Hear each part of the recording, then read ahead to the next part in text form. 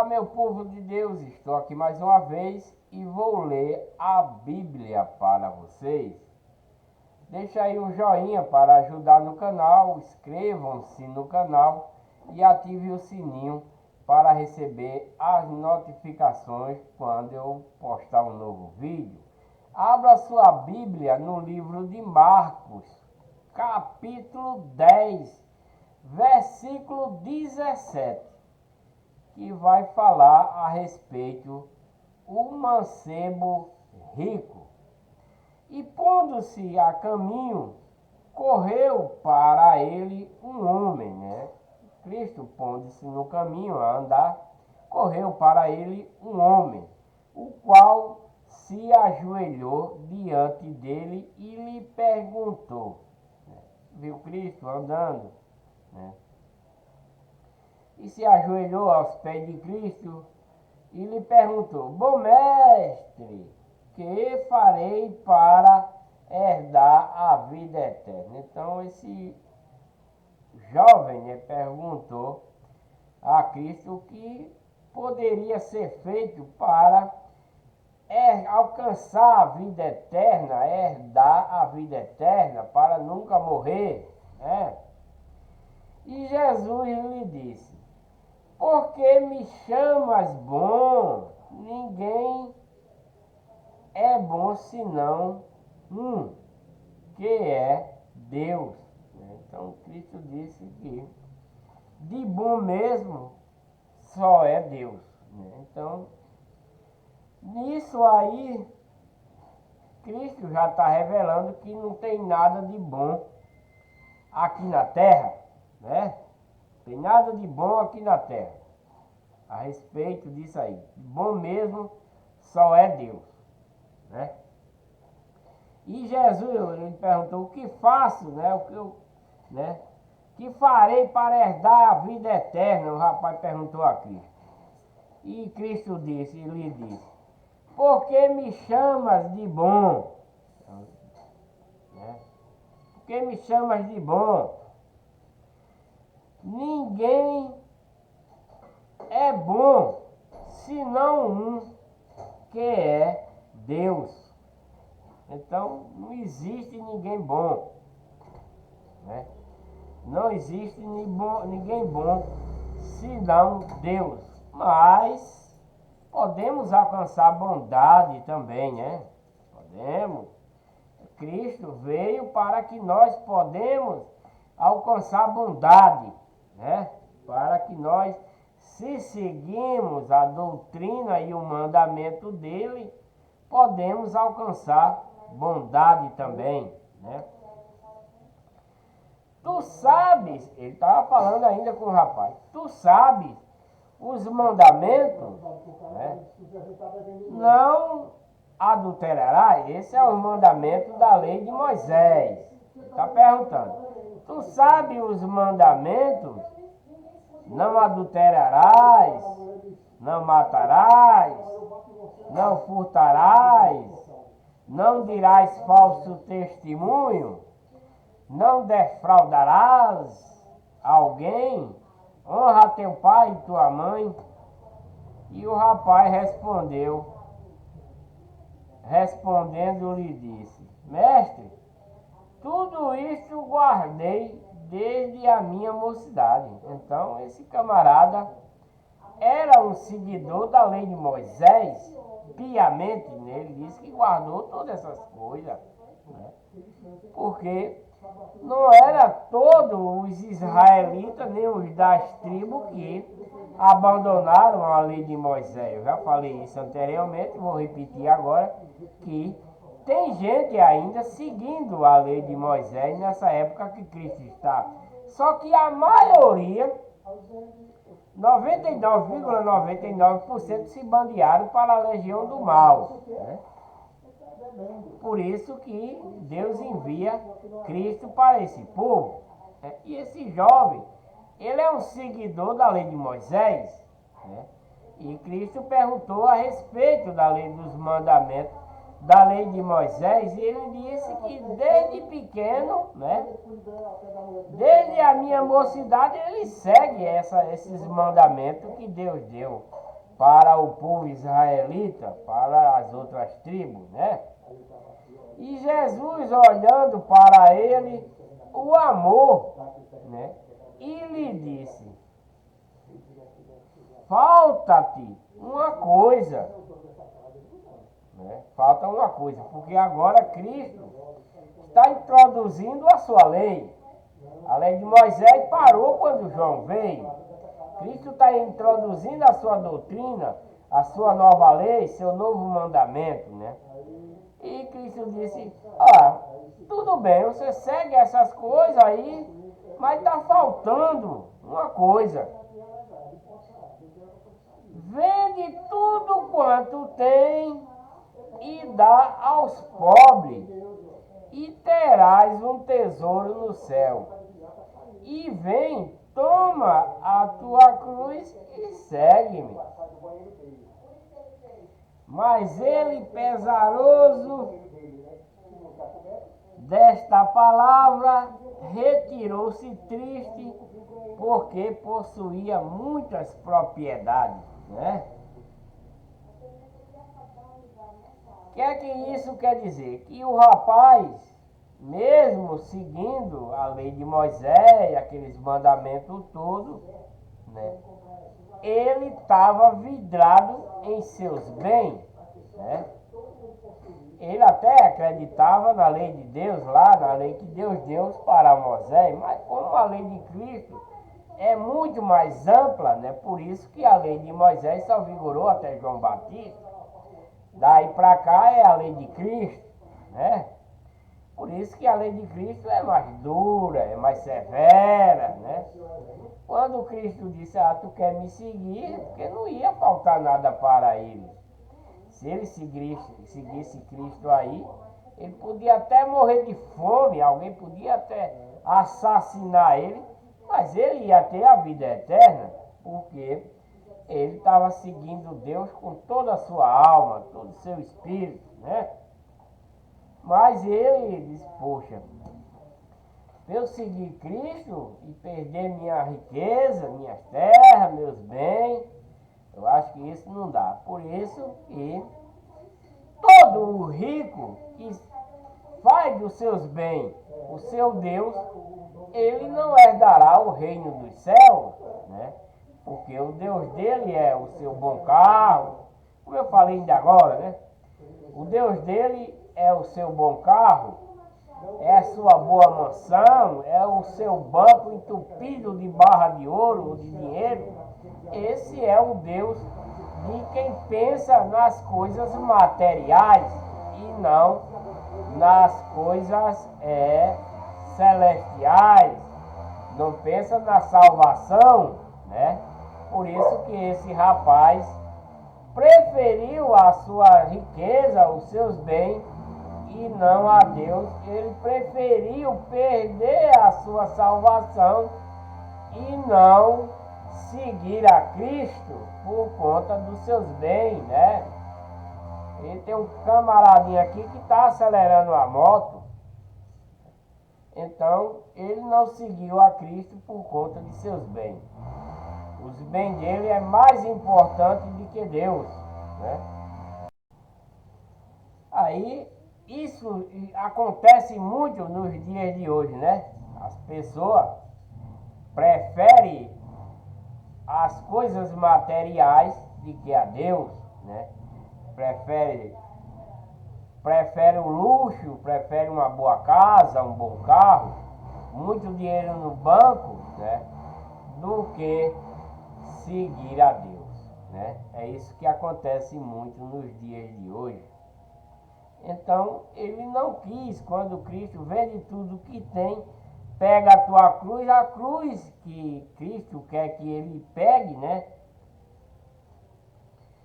Mas ele, pensando nesta palavra, retirou-se triste porque possuía muitas terras. Mas Cristo tinha dito para ele: olha, pega as tuas coisas, falta-te uma coisa, vai, vende tudo quanto tem e dá aos pobres, e terás um tesouro no céu. Vem, toma a tua cruz e me segue.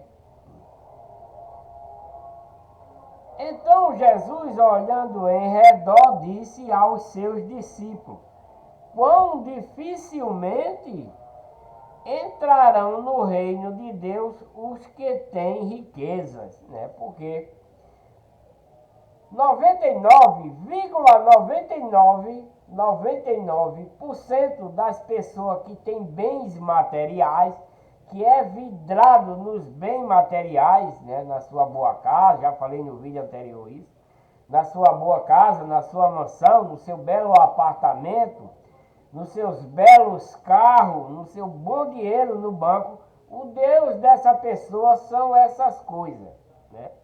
Quando chega um necessitado pedindo uma coisa para uma pessoa que tem esse porte, ele dá um empurrão, sai para lá, quer que tu tá me perturbando, né? Ele dá um empurrão nessa pessoa que necessita de alguma ajuda. Porque o Deus dele é o dinheiro. Se tirar um centavo dele, é mesmo que ele esteja levando um tiro, uma facada, uma cacetada, né? O rico, que o Deus dele é o dinheiro, ele pensa dessa forma. Se alguém tentar ganhar um centavo dele, é mesmo que está dando um tiro nele, né? Então o rapaz não aceitou, né? Porque os bens dele era o único Deus dele, mesmo ele seguindo a lei de Moisés. E os discípulos se admiraram destas suas palavras, né? Mas Jesus, tornando a falar, disse-lhes: filhos, quão difícil é para os que confiam nas riquezas entrar no reino de Deus, né? Porque tem muito. Não precisa nem ser rico, não. Não. Eu tinha um amigo que ele era uma pessoa excepcional, maravilhosa. Tomava uma cachaçinha, fumava muito, mas era uma pessoa boa. Mas quando ele tinha um trocadinho a mais, ele muito mal falava comigo. Ele era dessa espécie, né? Porque o dinheiro transformava ele, né? Ele se achava que com o dinheiro ele não precisava da minha amizade. A amizade dele era o dinheiro. Eu passei por essa experiência, né? E nos dias de hoje eu tenho essa reflexão que o dinheiro modifica essas pessoas. Quando a pessoa não precisa nem ser rica, não, né? Uma pessoa pobre mesmo, quando não tem Deus, não tem amor no coração, quando ela se acha com mais alguma coisa daquilo que ela tem, ela se ensoberbece, ela se acha que está acima daquela pessoa que está menorzinha do que ela, que era igual a ela, não vamos se dizer assim, que era igual a ela, né, vivia no mesmo patamar, mas se ela tem a chance de ter alguma coisa a mais, de conseguir um emprego bonzinho, e que ela está ganhando bem e que está podendo comprar sua bela geladeira, comprar uma moto, tem seu dinheiro da sua feirinha a mais, quando aquele que era igual a ele chega perto, ele se esnoba, não é verdade? Não esnoba? Esnoba. Tem muita gente sem ser rica que faz dessa forma. Então, uma pessoa que não tem Deus no coração, não tem amor no seu coração, e quando ele melhora de situação, o Deus dele é aquilo que ele recebeu a mais, né? Porque o próprio Satanás também dá essa oportunidade para essas pessoas se ensoberbecer. E se caso aquela pessoa que dá convivência for exortar ela, você é arriscado apanhar, arriscado até morrer e se tornar seu intrigado, né? Você, para ela, é uma pessoa mal, né? Ô fulano, agora tu tá ganhando melhorzinho, tu tá recebendo um bom salário, vamos ajudar a quem não tem.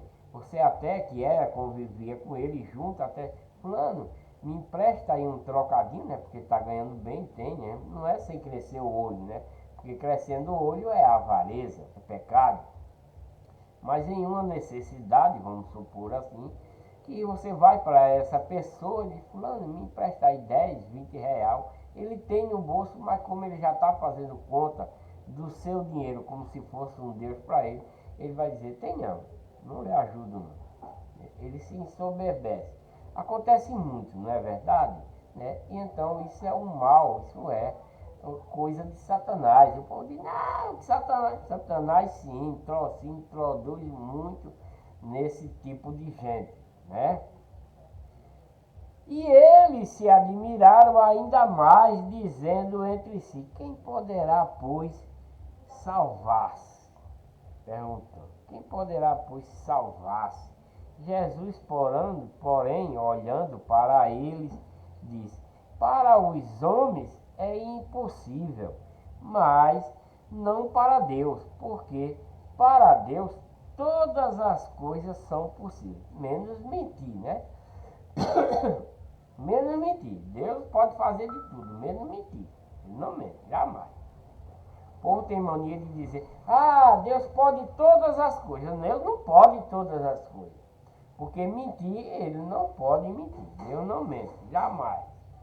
Então ele não pode todas as coisas, por exemplo, mentir, né?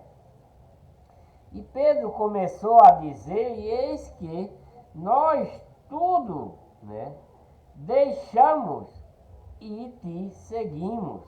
E Jesus, repreendendo, disse, em verdade vos digo que ninguém há que tenha deixado casa, ou irmão, ou irmã, ou pai, ou mãe, ou mulher, ou filho, ou campo, por amor de mim e do Evangelho, que não receba 6 vezes tanto, já neste tempo, em casas, e irmãos e irmãs, e mães, e filhos, e campos, com perseguições, e no século futuro a vida eterna. Então, né, os apóstolos, né, estão lá, né, pensando nessas coisas, porque Jesus, porém, olhando para ela, disse, para os homens é impossível, né, que se salve, né? Tá aqui, vou voltar mais um pouquinho, vou para o versículo 25. É mais fácil passar, né? Eu não li essa coisa aqui não. Sim. E os discípulos, né? Vou voltar mais, vou repetir aqui. Então Jesus, olhando em redor, disse aos seus discípulos, quão dificilmente, porque ele estava falando aqui do rico, do povo, do rapaz, né, que ele mandou vender tudo e deixar e seguir Cristo, pegar sua cruz e seguir. Mas ele não quis, porque ele tinha muita terra e ele, né, para vender suas propriedades, poxa, eu vou perder tudinho, pegar meu dinheiro que eu vendi tudo, vou ficar sem nada para dar aos pobres, né? Ele não aceitou essa proposta de Cristo, né? Então Jesus, olhando em redor, disse aos seus discípulos que estavam com ele, quão grande e dificilmente entrarão no reino de Deus os que têm riqueza, né? Porque os ricos, ele só faz conta da sua riqueza. O Deus dele é os seus bens. Por isso, como esse rapaz, né? E os discípulos se admiraram destas suas palavras, mas Jesus, tornando a falar, disse-lhe, filhos, quão difícil é para os que confiam na riqueza, né? Porque confia na sua riqueza. Com a sua riqueza eu posso tudo. Eu posso ser curado porque eu tenho dinheiro para pagar um bom médico. Eu posso comprar o que eu quiser, eu posso fazer o que eu quiser. Mas não pode comprar a salvação, o reino de Deus, né? E ele diz, é mais fácil passar um camelo pelo fundo de uma agulha do que entrar um rico no reino de Deus, né?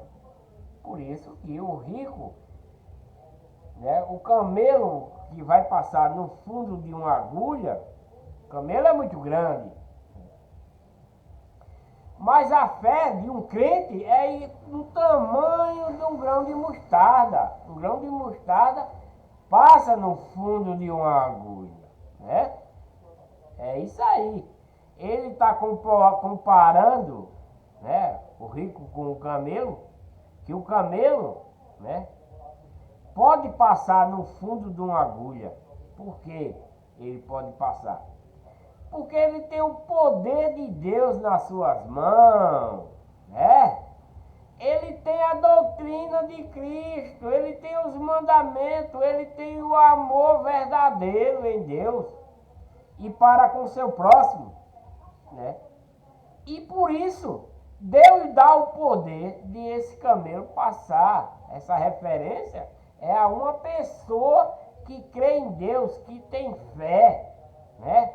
Então essa pessoa, mesmo sendo grande, né, na fé de um grão de mostarda, ela vai passar no fundo da agulha, porque é o poder de Deus. Agora o rico, soberbo, invejoso, trambiqueiro, que o seu Deus é o dinheiro, os seus bens, é lógico que ele não vai passar, porque ele é de Satanás, né? E Deus não vai deixar ele passar no fundo de uma agulha, né? Mas o camelo não tem pecado, o camelo é fiel, né? Por isso que passa no fundo da agulha. E eles se admiravam ainda mais, dizendo entre si: quem poderá, pois, salvar-se? Jesus, porém, olhando para eles, disse: para os homens é impossível, né, essa coisa do camelo passar no fundo da agulha, mas não para Deus, né? Para Deus, que é todo poderoso, é como o homem. Se ele segue a Deus com todo amor, ele vai passar no fundo da agulha, porque ele, tendo a fé de um grão de mostarda, esse é de Deus. Porque para Deus todas as coisas são possíveis, né? Menos mentir. Mentir é impossível para Deus. É impossível que ele minta. Então, todas as coisas não é possível, porque Deus não mente. E Pedro começou, né, a dizer: eis que nós tudo deixamos tudo e te seguimos. Eis que nós tudo deixamos mulher, pai, mãe e seus bens, e te seguimos. E Jesus respondendo disse: em verdade vos digo que ninguém há que tenha deixado casa, ou irmão, ou irmã, ou pai, ou mãe, ou mulher, ou filho, ou campo, por amor de mim e do Evangelho, que não receba 100 vezes tanto. Então, qualquer pessoa que abandonar seu pai, sua mãe, seu irmão, sua irmã, seu filho, seus bens, seu trabalho, tudo, abandonar por amor de Cristo, ele vai perder tudo. Vai perder pai, vai perder mãe, vai perder filho, filha, irmão, irmã, terra, casa, tudo que tiver. Se ele deixar todas essas coisas por amor de Cristo, ele vai receber 100 vezes mais do que aquilo que ele deixou, né? Já neste tempo, em casa, já no tempo que Cristo chegou aí, né? Em casa, irmão e irmã, e mãe e filhos e campo com perseguições, porque se deixar todas essas coisas, né, por amor de Cristo, vai ser perseguido, porque até a própria família vai persegui-lo, né? Porque vai abandonar sua mulher, vai abandonar seu pai, sua mãe, seu trabalho, vai abandonar tudo para falar de Cristo, vai sofrer perseguições. E no século futuro, né, a vida eterna. Mesmo seguindo, né, seguindo com essas perseguições, porque o povo vai perseguir, vai querer matá-lo, mas no futuro, se ele fizer isso, vai ter vida eterna. Porém, muitos primeiros serão derradeiros, e os muitos derradeiros serão os primeiros. Então, né, se os primeiros seguir Cristo para ensinar os últimos, né? Esses últimos serão o primeiro, né? No reino de Deus, né? No capítulo 10, versículo 32, o pedido dos filhos de Zebedeu. E iam no caminho subindo para Jerusalém, e Jesus ia adiante deles, e eles maravilhavam e seguiam-lhe, né? Atemorizados, né? Todo mundo estava crendo em Cristo, estava de acordo com a sua doutrina, estavam tendo temor, né? E tomando e tornando a tomar consigo os 12, né, que eram os 12 apóstolos que seguiam ele, começou a dizer-lhe as coisas que lhe deviam sobrevir, né, que deviam sobrevir a Cristo e a ele, dizendo: eis que nós subimos a Jerusalém, e o Filho do Homem será entregue aos príncipes dos sacerdotes.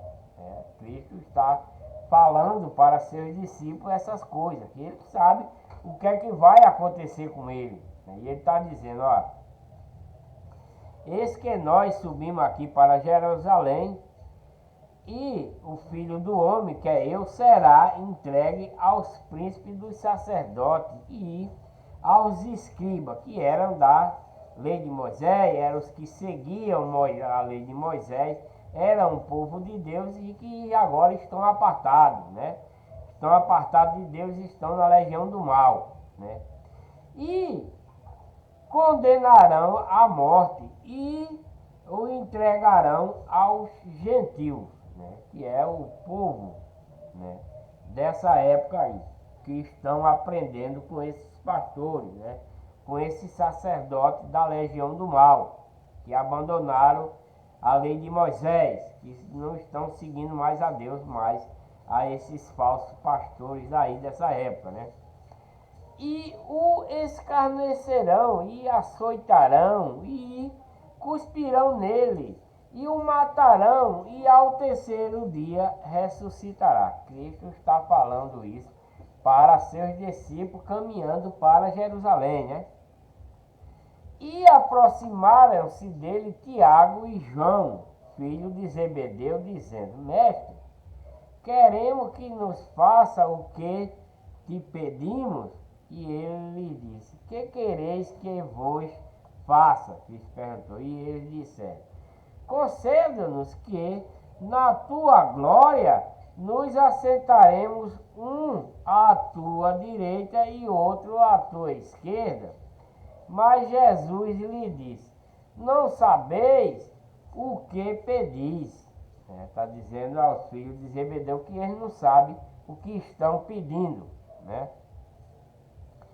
Podeis vós beber o cálice que eu bebo e ser batizado com o batismo que eu sou batizado, né? Porque Cristo é batizado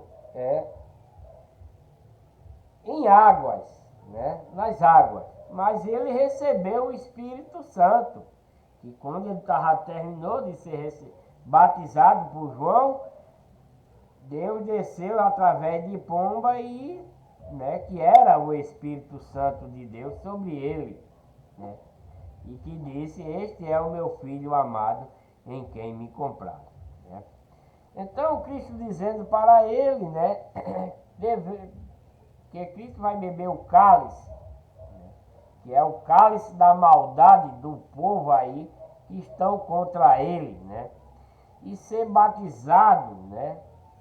E eles lhe disseram: podemos, Jesus.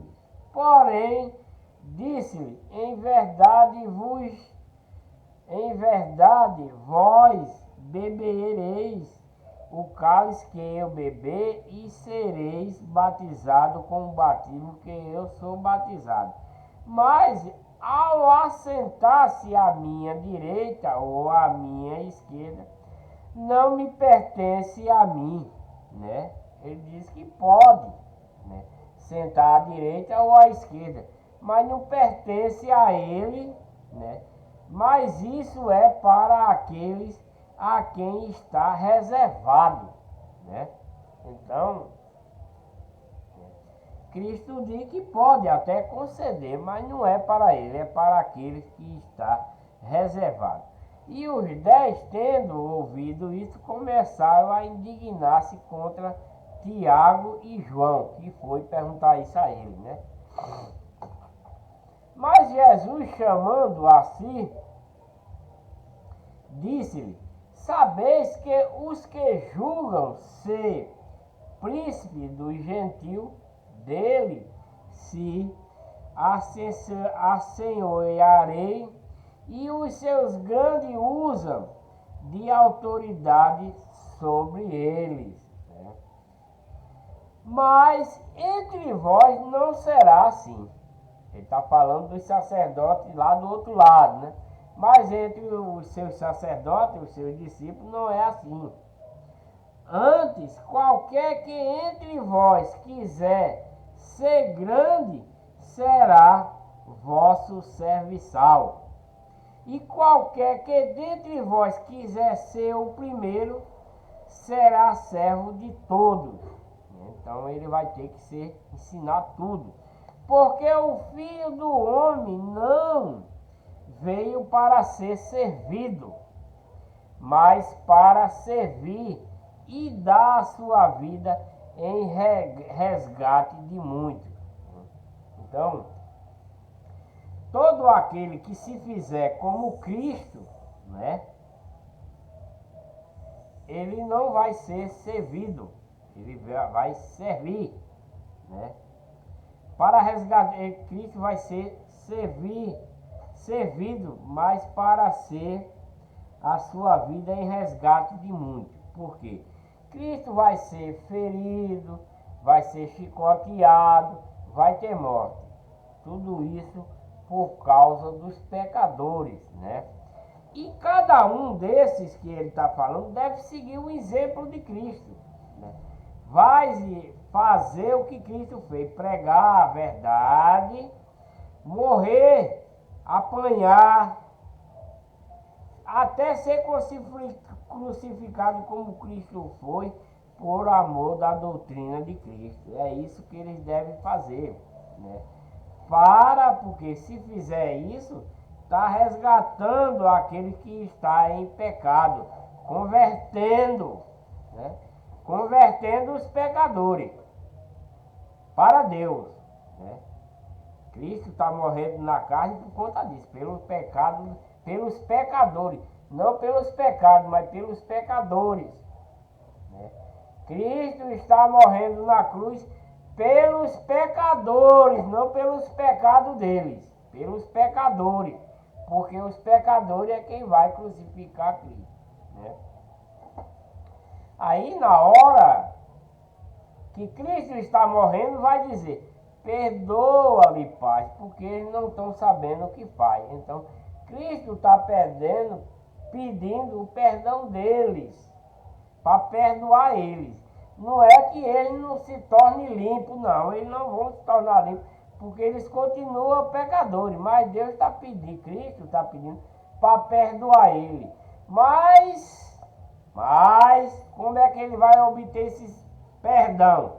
Se eles aceitarem a doutrina de Cristo. Se eles não aceitarem, ele não vai ser perdoado, não. Se eles continuarem na legião do mal, eles não vão ser perdoados, não. Cristo está pedindo ali para ele ser perdoado. Mas se eles se arrependerem do que estão fazendo, Cristo é quem está perdoando ele naquela hora. Perdoe, Pai. Me perdoe eles porque eles não estão sabendo o que é que faz. Se eles se converterem, né?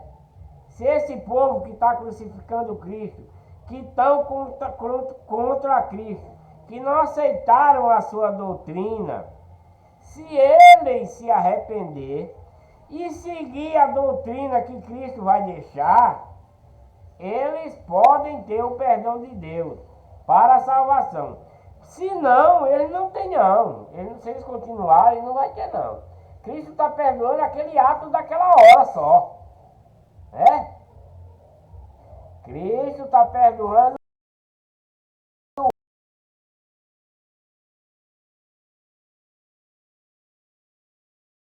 nos dias de hoje.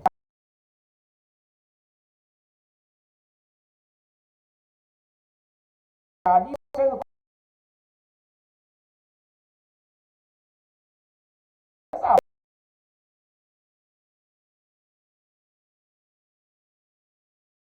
vendo aí,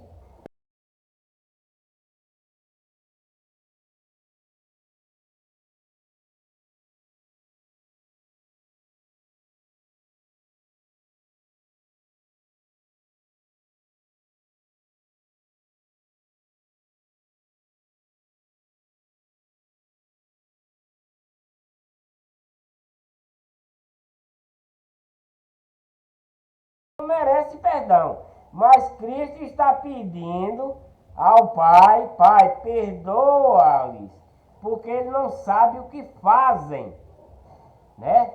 Está pedindo a respeito dos atos que eles estão praticando aí. Mas, se eles receberem essa doutrina que Cristo vai deixar, se arrepender e seguir, eles serão perdoados totalmente e poderão ter a vida eterna. Mas, se eles continuarem do jeito que estão, negando, não querendo Cristo, porque está escrito que Cristo veio para os seus e os seus não aceitaram, né? Então o que é que vai acontecer? Eles estão perdidos. Eles têm que se arrepender do que estão fazendo, do que estão praticando. Eles têm que se arrepender para que Deus perdoe ele e eles possam ter. Cristo aí na cruz está perdoando os seus atos desse momento aí. Entendam, que muita gente não entende essas coisas, né? Vamos ver aqui, olha. Porque o Filho do Homem também não veio para ser servido, né? Mas para servir e dar a sua vida em resgate de muitos, né? Para servir de quê? Né? Para servir de, a palavra de servir de exemplo, para servir de exemplo, né? E dar sua vida em resgate de muitos, né? Então ele vai morrer ali para ver se o povo se arrepende, né? Para ver que esse povo que está fazendo ali se arrepende do que está fazendo, se arrepende dos mal que comete, né? Cristo vai morrer até o último momento, né? Por muito aí, para ver se resgata. Para ver se resgata. Cristo está morrendo para ver se resgata. Mas eles não estão nem aí para isso, não. Eles estão aí? Então não. Os que acreditavam em Deus são muito poucos aí. Não é que nenhum vai ser resgatado. Tem, muitos vai ser resgatado. Muito vai crer, muito vai seguir. Tem os apóstolos que vai seguir. Tem outros que os apóstolos vai convencer, né?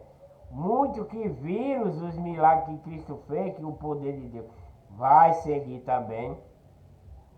Mas a maioria não vai. A maioria não vai, não vai, né? Então, para o resgate de muitos. E quando Cristo está lá morrendo, o que é que ele vai dizer? Pai, perdoa-os, porque eles não sabem o que fazem, né? Eles não sabem, né?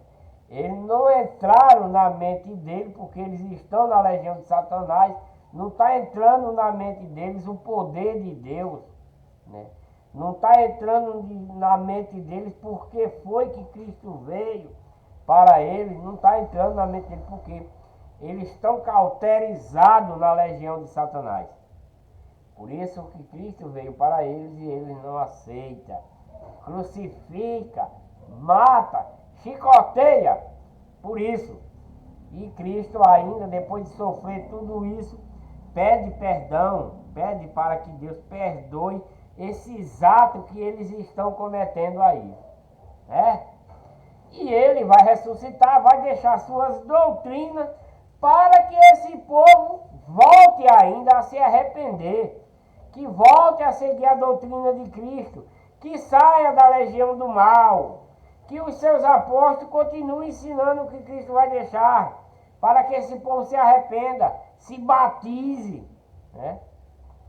Se arrependa, se batize e siga a doutrina de Cristo. Mas eles não vão querer. Como nos dias de hoje, está uma batalha incessante. Aí foi uma batalha incessante do povo antes de Cristo. Deus envia a Cristo para tentar resgatá-lo, não tem êxito. Não teve êxito. Com essa batalha aí, o povo israelita não quis. As outras tribos também não quiseram, muito pouco aceitaram. E além disso, muitos ainda fugiram quando seguiram para a crucificação. Muitos se afastaram dele ainda, porque acham que ele ainda não tem o poder, né? Ainda no capítulo 10 de Marcos, versículo 46, o cego de Jericó, né? O cego de Jericó. E depois foram para Jericó, e saindo ele de Jericó com seus discípulos, e uma grande multidão, né? E ele uma grande multidão. Bartimeu, o cego, filho de Timeu, estava sentado junto ao caminho, mendigando, né? E ouvindo que era Jesus de Nazaré, começou a clamar e a dizer: Jesus, filho de Davi, tem misericórdia de mim. E muitos o repreendiam para que se calasse, mas ele clamava cada vez mais: Filho de Davi, tem misericórdia de mim. E Jesus, parando, disse que o chamasse, e chamaram o cego, dizendo-lhe: Tem bom ânimo, levanta-te, que ele te chama.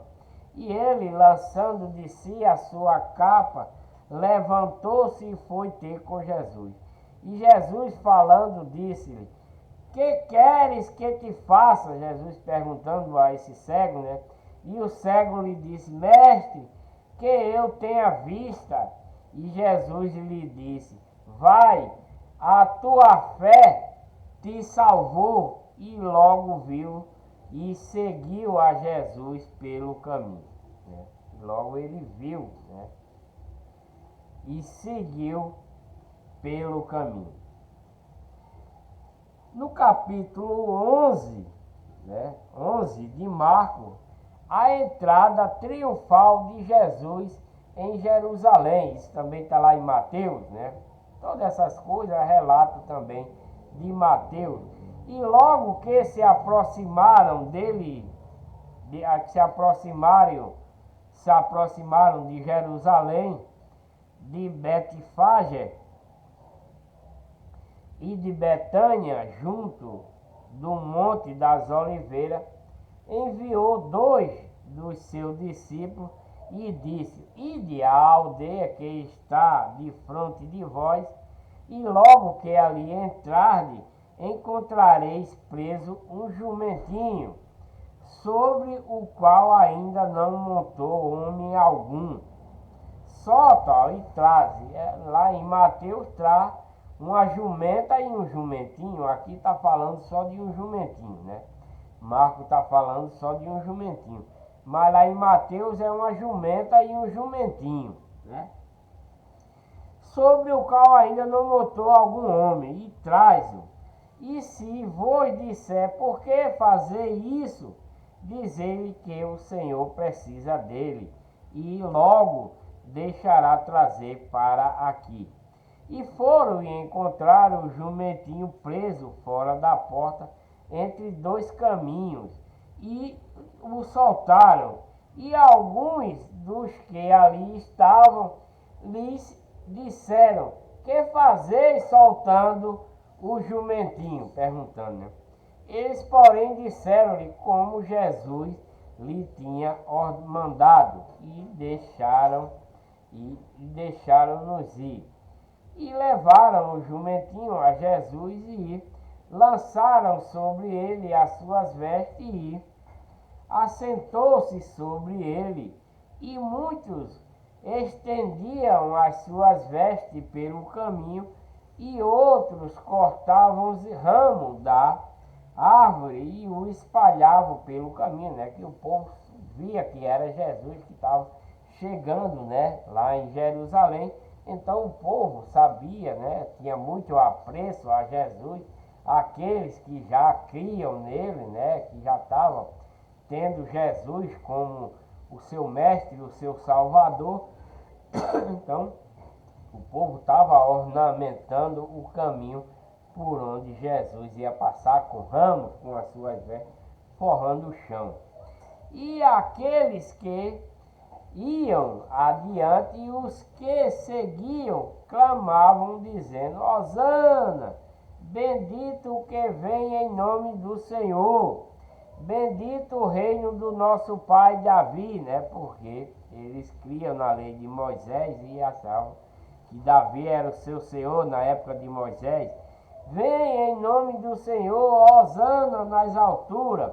E Jesus entrou em Jerusalém, no templo, e tendo visto tudo em redor, como fosse já tarde, saiu para Betânia com os 12 apóstolos. A figura seca, né? A purificação do templo. Isso está no capítulo 11, versículo 12 de Marcos, né? A figueira seca, a purificação do templo. E no dia seguinte, quando saíram de Betânia, teve fome, e vendo de longe uma figueira que tinha folhas, foi ver se nela acharia alguma coisa. E chegando a ela, não achou senão folhas, porque não era tempo de figo. Cristo chegou lá pensando que ia ter algum figo para eles comer, né? Mas só tinha folha. E Jesus falando disse à figueira: nunca mais coma alguém fruto de ti. Quer dizer, Cristo amaldiçoou essa figueira porque não tinha fruto, né? E disse que ela não ia dar mais fruto que alguém coma, né? Fruto de ti. E os seus discípulos ouviram isso, né? Cristo amaldiçoando esse pé de figo, porque ela estava verde, tinha folha, mas não tinha figo, né? E vieram a Jerusalém, e Jesus, entrando no templo, começou a expulsar os que vendiam e compravam no templo, e derrubou as mesas dos cambiadores e as cadeiras dos que vendiam pombas, né? E não consentia que alguém lavasse algum vaso pelo templo, levasse algum vaso algum pelo templo. Por quê? Esse era o templo que foi construído depois que Jerusalém, né, foi recuperada, né, na destruição de Nabucodonosor. Mas o rei Ciro, quando veio, foi reedificada o templo e Jerusalém, né. Então esse templo, o povo profanava ele, né, porque o povo não estava seguindo mais Moisés, a lei de Moisés. O povo não estava mais com Deus, né? Alguns só que ainda seguiam a lei de Moisés, mas não ia lá para esse templo adorar, porque era perversão. O povo já tinha pervertido, o povo israelita, as outras tribos, né? O povo, a maioria do povo israelita estava na legião do mal, e o templo lá, o povo já estava bagunçado, fizeram um mercado lá, né? Não tinha ninguém orando mais, fazendo sacrifício nem nada. E aproveitaram o prédio para fazer um mercado, para vender coisas lá, né? Por isso que quando Cristo chegou nesse templo lá, estava um mercado lá, o povo estava vendendo, comprando, negociando lá. Transformaram esse templo, que já não estavam fazendo mais as coisas de Deus lá, porque o povo tinha abandonado a lei de Moisés, né? Estava na legião do mal, então esse povo não estava fazendo o que a lei de Moisés mandava mais lá. Saquearam tudo lá, e então ficou o prédio e o povo fizeram um mercado lá. E os ensinava dizendo, não está escrito, a minha casa será chamada por todas as nações casa de oração, mas vós a tende feito convite de ladrões, né? Porque o povo ia para lá vender coisa, pregavam por dinheiro lá, né? Os falsos pastores, como Isaías escreveu lá em 56:11, que era cães gulosos, os pastores dessa época aí já era cães gulosos, pregavam por dinheiro para negociava coisa lá no tempo que era de Deus, quando Cristo chegou nele, né? Nos dias de hoje também, né? Esses cães são gulosos, seguiu essa palavra de Isaías 56:11, muito mais nos dias de hoje, né? Nos templos falsos, nas igrejas falsas, com os falsos pastores, né? Que se intitula pastores, que não é para ser pastores. Nós todos somos irmãos, né? Como Cristo falou. E era para ser chamada casa de orações, mas vós tem feito convite de ladrões, né? Os pastores aí que vão para lá são ladrões, né? E os escribas e os príncipes, dos sacerdotes, tendo ouvido isso, buscavam a ocasião para matar Cristo, né? Porque eles não gostaram, é como nos dias de hoje, né? Se você chega para um falso pastor no dia de hoje, para mostrar para ele que dízimo não faz parte do evangelho, da doutrina, dos mandamentos de Cristo, ele é arriscado querer lhe matar, dar em você, né? Se ele disser para ele que ele está ensinando doutrina de homem, mandamento de homem, com as campanhas dele, com o jejum para tirar dinheiro, com as santa ceia para tirar mais dinheiro, etc, etc, ele vai querer matar você, se você for mostrar a verdadeira doutrina de Cristo. Para ele vai acontecer o que aconteceu aqui com Cristo, né? Porque eles profanaram o templo, eles estão na legião do mal, eles botaram suas estátuas aí dentro, né? No templo, na hora de culto, etc, etc. Estão negociando dentro do templo, e quando Cristo chegou para pregar a verdade, expulsar esse povo daí, que é que os escribas e os sacerdotes, vendo essas coisas, foi que eles fizeram? Buscaram uma ocasião para matar Cristo e os discípulos que estavam com ele. Pois eles temiam, porque toda a multidão estava admirada acerca da sua doutrina. O povo que estava com esse sacerdote aí dessa época, né?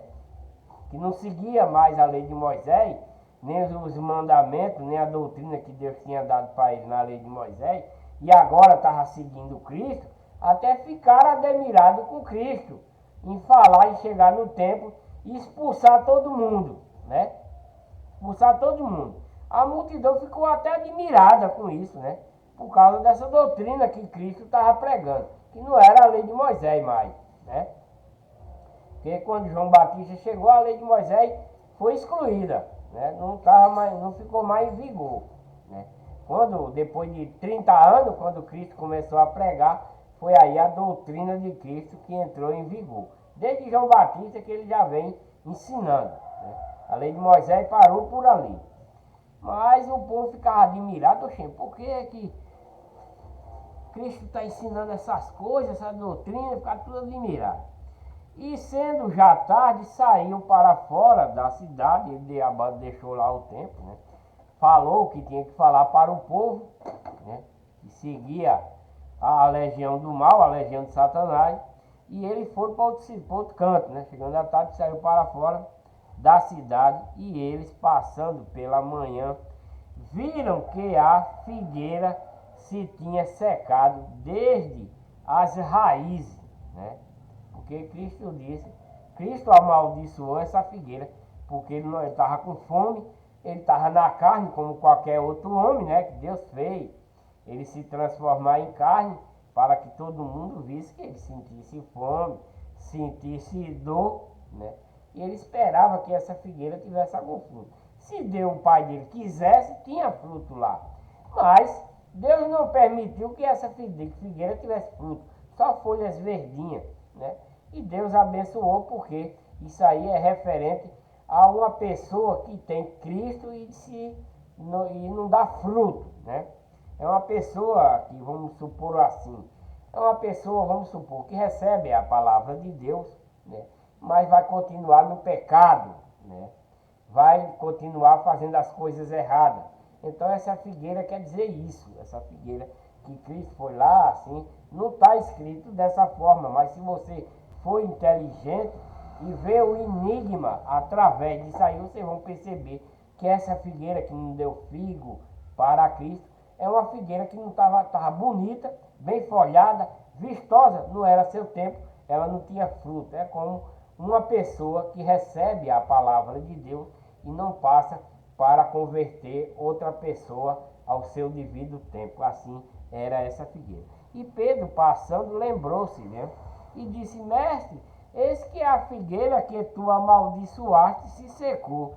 E Jesus respondendo lhe disse: Tende fé em Deus. Então, quer dizer que é uma pessoa que recebeu a palavra de Deus e não teve fé, não espalhou a doutrina de Cristo, o mandamento, né? Não teve aquela fé pura. Então, o que é que vai acontecer com essa pessoa? Ela vai morrer, vai para o inferno.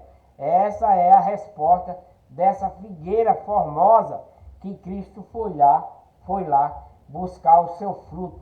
É como se uma pessoa recebesse a doutrina de Cristo, os mandamentos de Cristo, e não seguisse, né?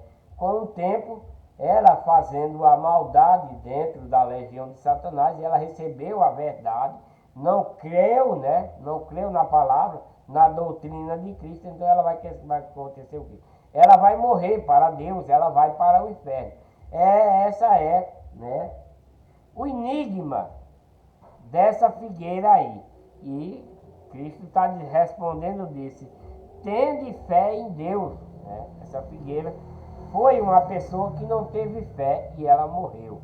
Porque em verdade vos digo que qualquer que disser a este monte, né? Está mostrando um monte: ergue-te e lança-te no mar, e não duvidar em seu coração, mas crê e se fará aquilo que diz. Tudo o que disser lhe será feito. Então, por isso vos digo que todas as coisas que perdide orando, crede, né, receber e te leais, te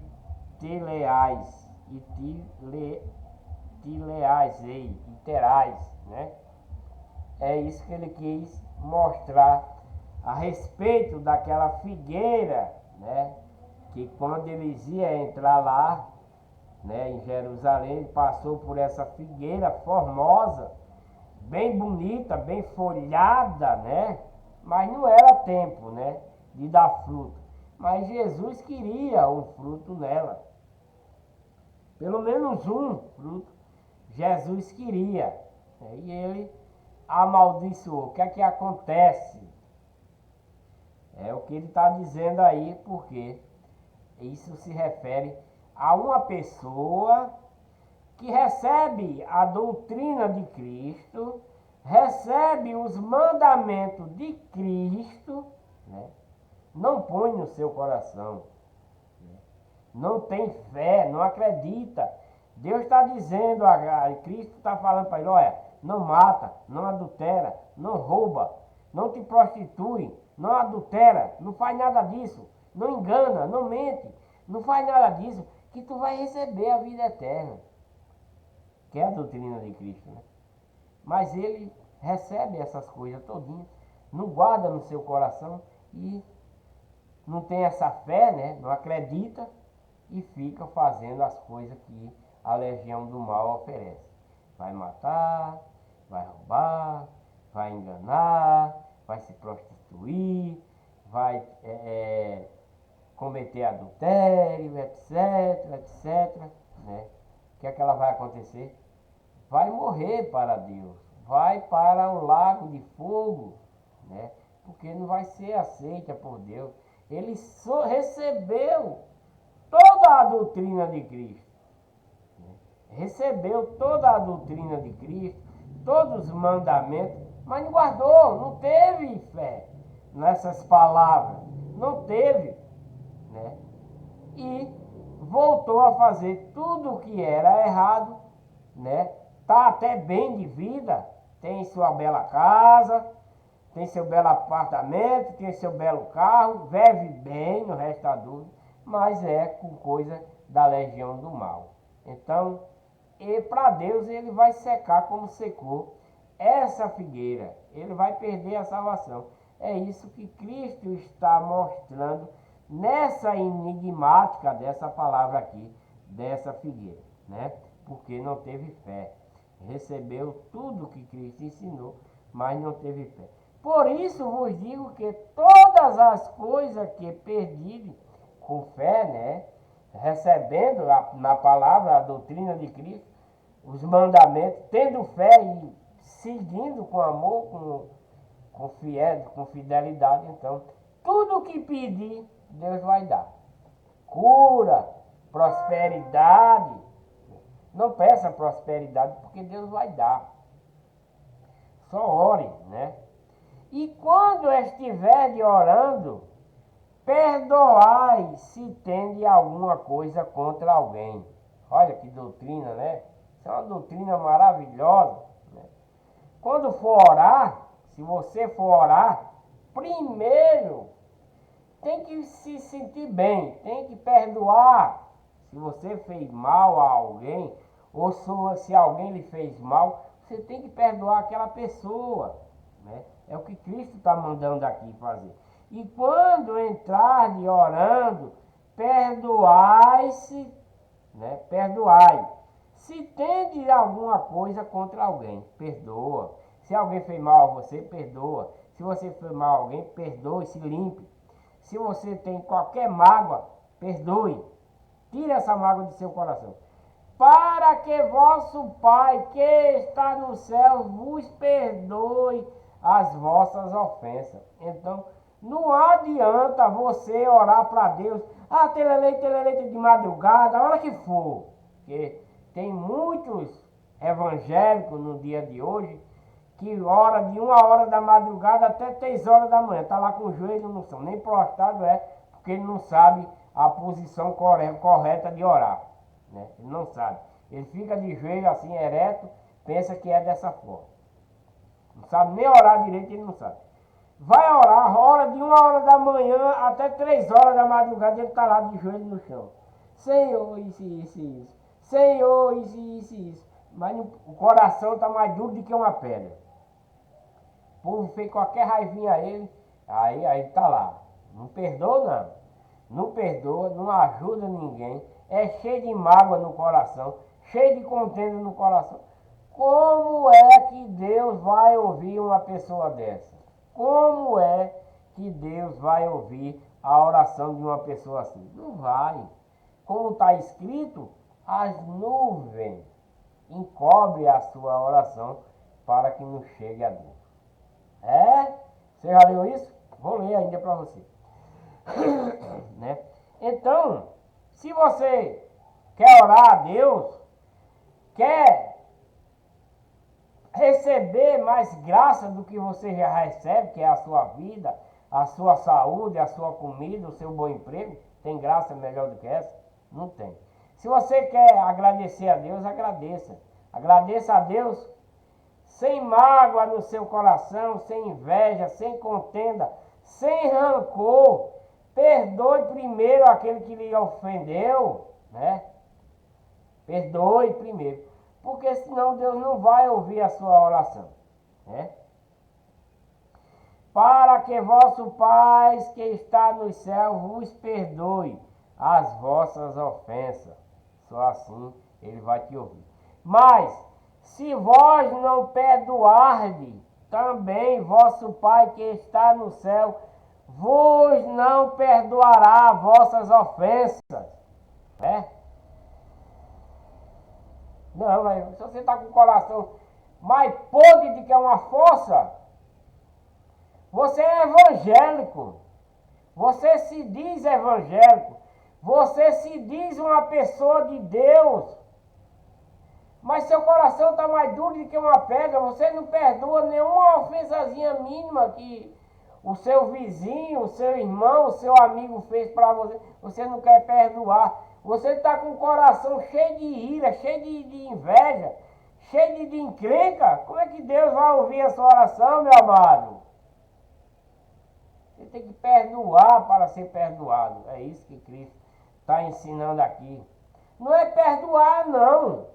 É deixar de fazer maldade, de ter pensamento mal, de ter inveja no que está dos outros, de falar mal da vida dos outros, né? Porque tem muito evangélico quando sai de dentro da igreja, tu viu a roupa de fulano? Mas rapaz, tu já comprou uma roupa nova. Mas tu viu, irmã? Fulana comprou um chinelo. Meu irmão, pare com isso. Tenha Deus no seu coração, tenha amor no seu coração, né? Como é que Deus vai ouvir a sua oração? Como é que você vai ser uma pessoa abençoada? Como é que você quer uma salvação desse jeito? Né? Eu não sou santo, não. Não sou santo. Sou pecador. No resto da dúvida. Deus está vendo. Mas espero obter o perdão de Deus. Espero em Deus ter vida eterna. Espero. Essa é a maior graça que eu espero em Deus, né? Por isso eu estou praticando fazer o bem, né?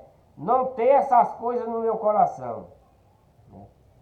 Para que eu possa ser perdoado, para que eu seja achado uma pessoa justa, para que eu possa receber esse galardão, né?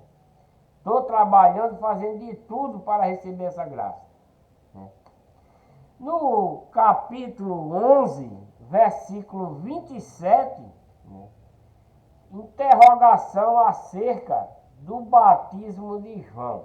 Alguém vai interrogar a Cristo ou seus discípulos a respeito desse batismo que João vinha fazendo para apresentar a Cristo. Vai ter vamos ver o que é que essa interrogação no que vai dar acerca do batismo de João. Isso está no capítulo 11 de Marcos, versículo 27.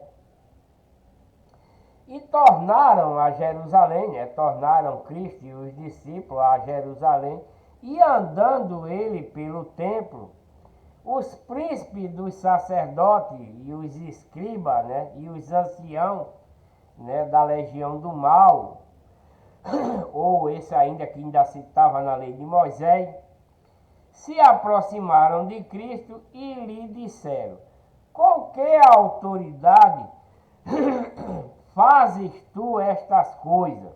Né? Perguntando a Cristo.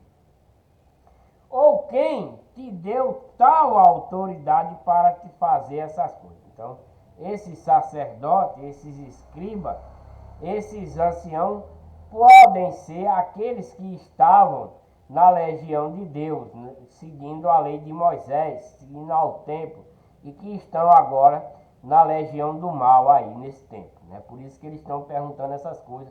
Eles não creem em Deus e nem tampouco estão crendo nisso que Cristo está pregando, né? Porque Deus mandou Cristo para esse povo, para mostrar o seu poder, a sua nova lei, porque não estão mais na lei de Moisés, né? Sua nova lei, a sua nova doutrina, e esses escribas, né?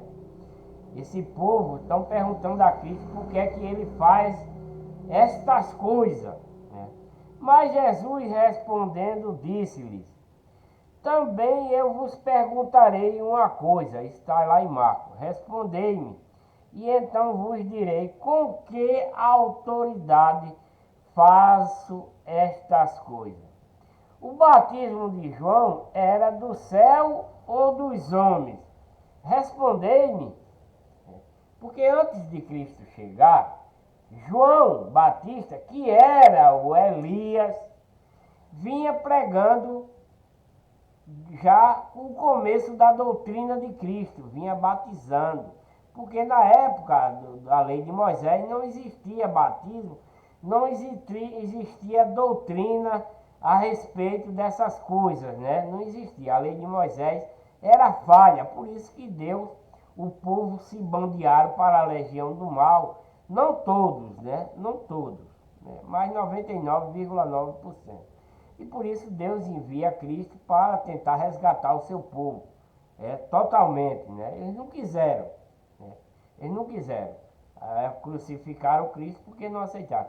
Esse mesmo povo que vai crucificar Cristo está perguntando a ele por que é que Cristo faz essas coisas, esses milagres e tal, está batizando, João batizou e tal. Então ele está perguntando, né? O batismo de João era do céu, né? Ou dos homens? Responda. Ele está perguntando para esse povo. E ele começaram a murmurar entre si, arrazoar entre si, dizendo: se dissemos do céu, ele nos dirá, então por que o não creste? Né?